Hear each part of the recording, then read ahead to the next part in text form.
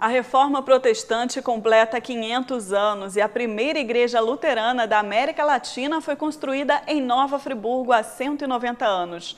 Em comemoração ao bicentenário da cidade, vamos conhecer melhor essa história.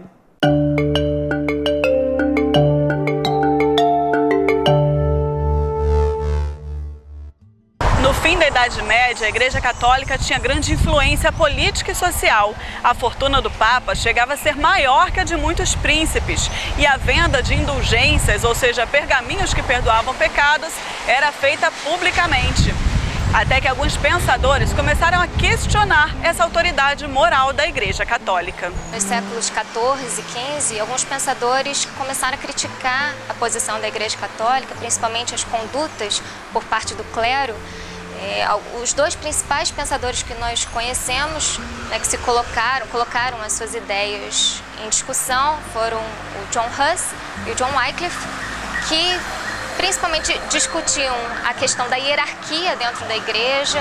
Eles acreditavam que devia haver uma aproximação maior entre o clero e os fiéis, e principalmente também a corrupção dentro da igreja, que a igreja foi se distanciando das doutrinas, da mensagem de Cristo, e conforme ela foi se institucionalizando, ela foi perdendo essas características originais e sendo corrompida. Muita gente se coloca, por que esses outros pensadores, pré-Martim Lutero, eles foram condenados, eles foram queimados vivos na fogueira pela Inquisição Católica, e por que isso não aconteceu com Martim Lutero?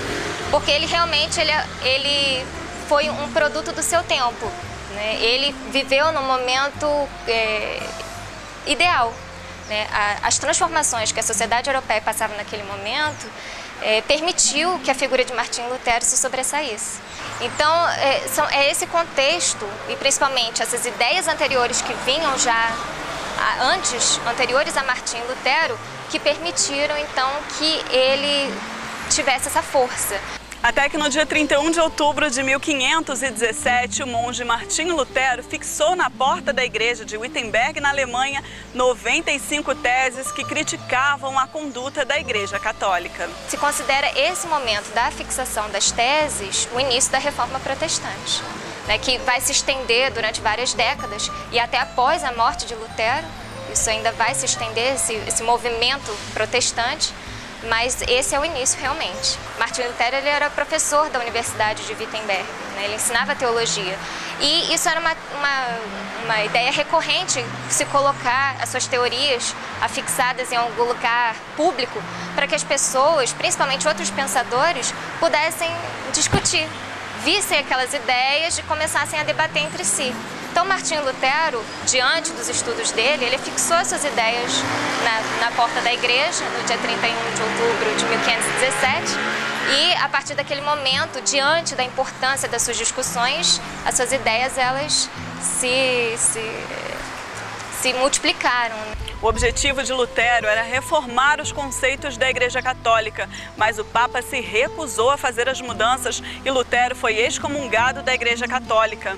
Os seguidores de Lutero criaram então a Igreja Luterana e em 1824 foi fundada a primeira Igreja Luterana da América Latina.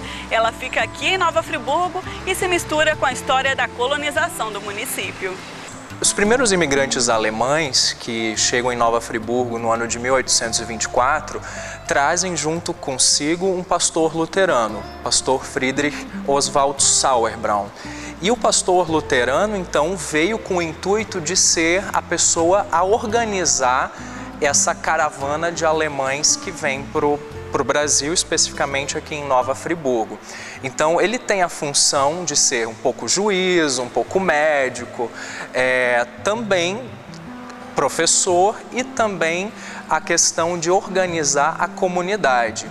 Naquele tempo, a vida em comunidade, a questão da fé, era algo muito importante.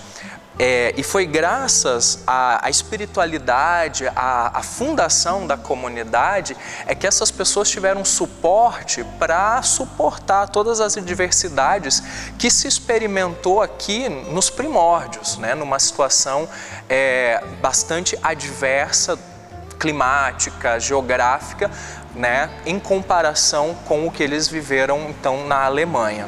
Então, a fundação da comunidade luterana tem tudo a ver com a imigração alemã aqui para Nova Friburgo. No início, todas as pregações, livros, bíblias e inários eram em alemão. O pastor Casper Maier até fez algumas ministrações em português, e isso já mostrava um pouco da influência cultural na igreja.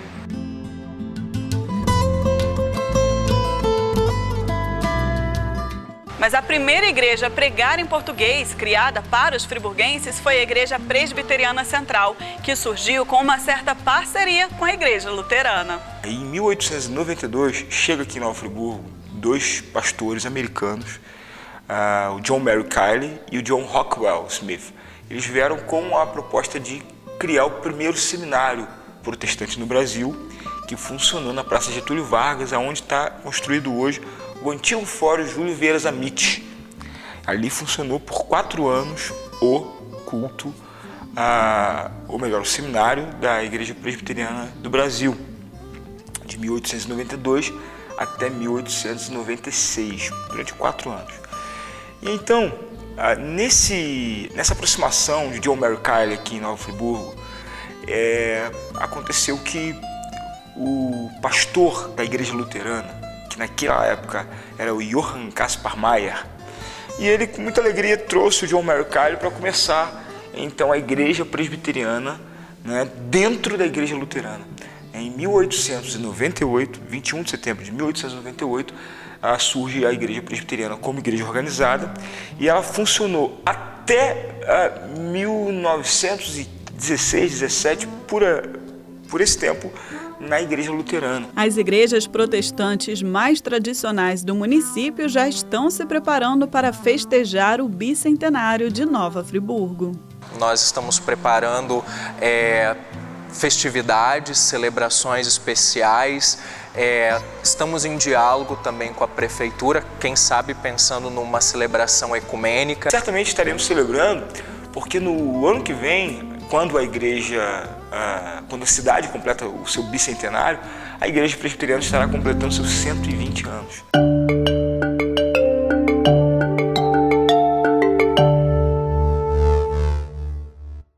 E amanhã acontece na cidade uma reunião especial na Igreja Luterana às 7 horas da noite. O encontro é para celebrar os 500 anos da Reforma.